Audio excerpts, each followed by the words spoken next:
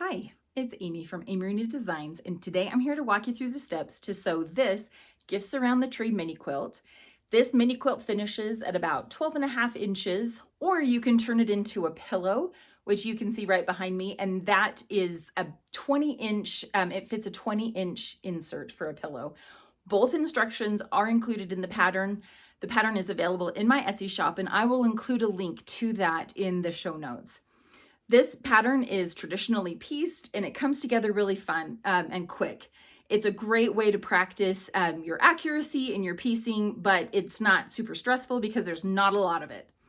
I have a few tips that I wanted to share when it comes to working with smaller pieces of fabric, especially in your piecing when you're putting together a quilt like this. The first tip that I have is to use starch. I just use a generic starch that I find at Walmart or any big box store, or you can use your favorite starch, whatever you prefer. Starch your fabric before you cut out the pieces you need for your mini quilt. It will make it so much easier for the small pieces to keep their shape, as well as when you press, it will help keep everything crisp and neat.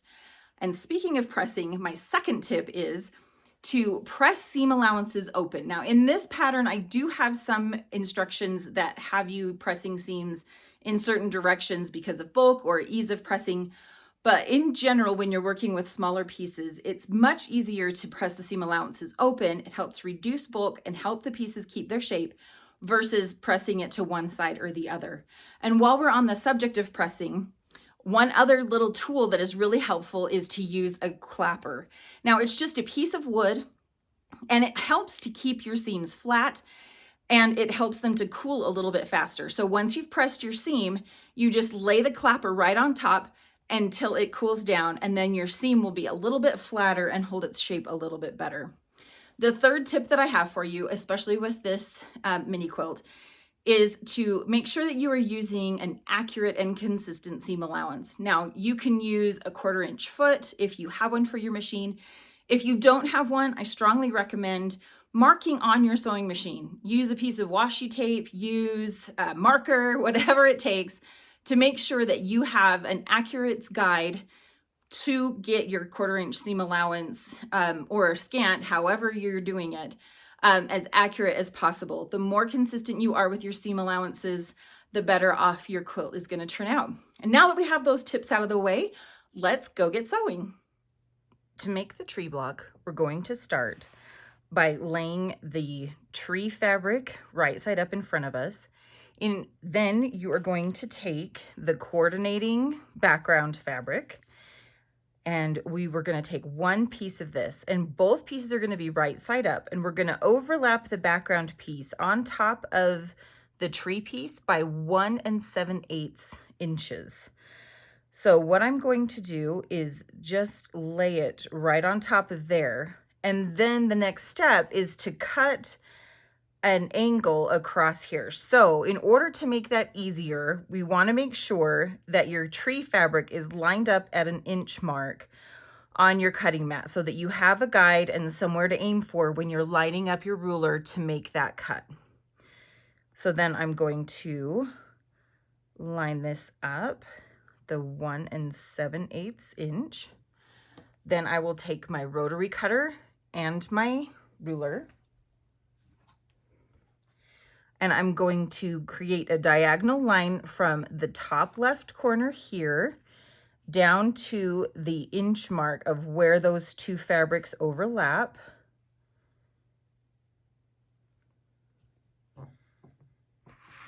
And then I'm going to make that diagonal cut. Then now what I'm going to do is discard this triangle and the triangle underneath. Now we are going to take our background fabric and we are going to overlap it with the tree fabric, but you want to overlap it so that where these two pieces come together, it measures 1/4 inch. So to do that, I will take my tree fabric and I will line up this bottom edge with the 1/4 inch mark. So my cut edge is on the inch line, and where that angle hits, I put it at the 1/4 inch mark. Then I take my background fabric, and I'm going to put them right sides together, and where they overlap, I'm going to make that happen right at that 1/4 inch mark. So I'm going to line those up. And again, you want to make sure, so this is the cut edge, 1/4 inch overlap on both sides. Then I will take a pin and pin those two together and take this to my sewing machine and sew down that edge using a 1/4 inch seam allowance. Then it's going to look like this. And then I will take that and press open that seam. So that will look like this. So I have my seam pressed open here. And now we're going to add the second side. So again, I'm going to line up my edge with an inch mark here. And then I'm going to overlap right sides up on both of them, 1 7/8 inch. And now I'm going to cut an angle, but this time it's going to go the opposite direction. So I'm going to do the top right corner and then line it up with that edge there.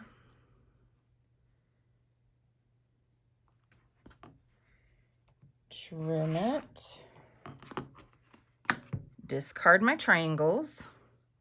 And then again, I'm going to overlap that 1/4 inch. So I would use the mark on my mat, and I'm going to line up this angle here with that 1/4 inch. I'm going to flip over my background piece, and I'm going to bring that to where that 1/4 inch mark. So where these two come together, it creates a little bit of a V, and you want that to land right at the 1/4 inch mark. So you might have to adjust your background piece up or down just a little bit in order to get that 1/4 inch to line up. And then again, you'll pin it, sew it, press it, and then you will have your tree pieces done. So we'll come back when all of those are sewn and show you how to put it together. Once you have both sides sewn on your piece, we're just going to trim off these little triangles at the corners from our fabrics here. Then we are just going to take and line up our fabric A piece on top of our fabric B piece and just put them right sides together. Just going to line them up. Now, if you have any room on here and you just want to make sure that they're lined up evenly, you can fold together and line up your two ends of your tree piece here, and then just put a little crease in the center there, and then kind of the same thing, line up your two tree pieces there, and then a little crease at the top just to make sure that your tree pieces are all centered. So we'll line up those two crease marks there, and then the rest of that piece. And then we're going to just sew these two together, again using a 1/4 inch seam allowance. We'll press that seam open, add our bottom piece of our tree, and then we'll move on to making our gift blocks for our Gifts Around the Tree mini quilt. To begin assembling gift number 1, you are going to take your fabric piece I and then your two bow fabric pieces. These are fabric piece U. And you're going to first take your fabric piece I and make just a little mark at the center on the bottom. I'm using a heat soluble pen here, but you could just use a little a mechanical pencil, anything like that, just to make that little mark. And then you are going to take one of your pieces and take one of the long sides. You are going to connect this top right corner with this center mark using that long side. And you want to make sure that your fabric is going off on both sides of the background fabric piece. We're going to pin that in place, and then you will sew along using a 1/4 inch seam allowance from the edge of this fabric U piece. So you'll sew along here, and then we're going to flip it, and I'll show you the next step. Once we have that seam sewn, then you're going to press your U fabric away so that they're both right sides up. The next step is to trim away the extra of your bow fabric, and to do that, I flip it over and use my background fabric piece here as a guide to trim away all of the extra bow fabric.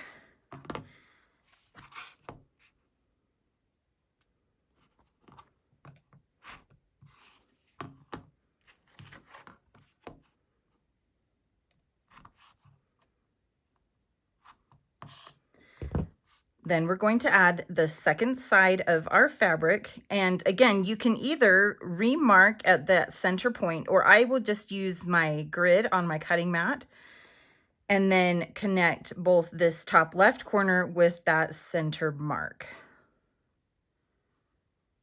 So again, I'm going to pin this in place. So a 1/4 inch away from that long edge, flip it and then trim it, and then my bow will be done.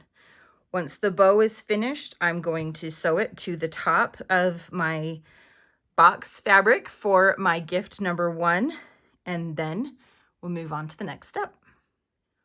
Once your gift number 1 is complete, you are going to take your fabric piece I and you will sew it to the top of that gift unit. The bows for gifts 2 and 3 come together in a very similar fashion. We are going to be sewing half square triangles using a sew and flip method. To begin, you will take your background piece, and both bows will have 2 1-inch squares. Then you are going to draw a diagonal line on both of your colored squares. So this is for gift number 3, this is for gift number 2. And then you will take and line up your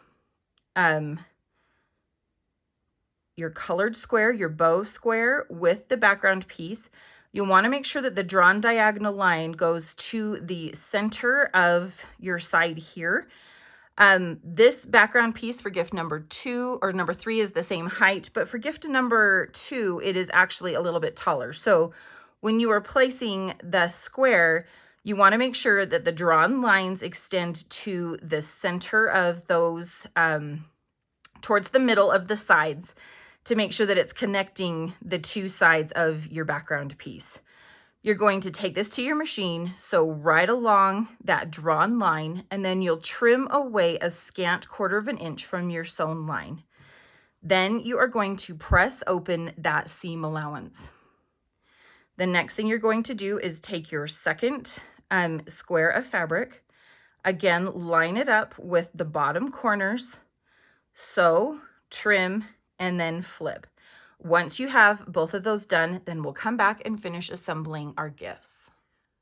To finish gift 2, you're going to take your bow and sew your 2 fabric K pieces on either side of your bow. Then this whole unit will be sewn to the top of the gift box that you've cut. To sew gift 3, you are going to take fabric Q pieces and sew them on either side of your bow. Then you're going to take your ribbon box piece and then your 2 box pieces and sew them together. And again, all of these seam allowances are the 1/4 inch. And then once you have these 2 gifts done, we're going to keep going on with assembling our Gifts Around the Tree mini quilt. Now that we have our gift number 2 sewn together, we have the bow on top of our gift, then we are going to take all of the other pieces for this section and sew them together. You will take piece J, S, and N, and we're going to sew each of them together in 1 unit across, and then you will take fabric piece M and sew it to the gift number 2, and then you will sew those 2 rows together. For gift number 3, now that we have that all sewn together, you're going to take fabric piece O and sew it to the top. Then we're going to start putting our whole thing together. Now we're going to move on to finishing our mini quilt.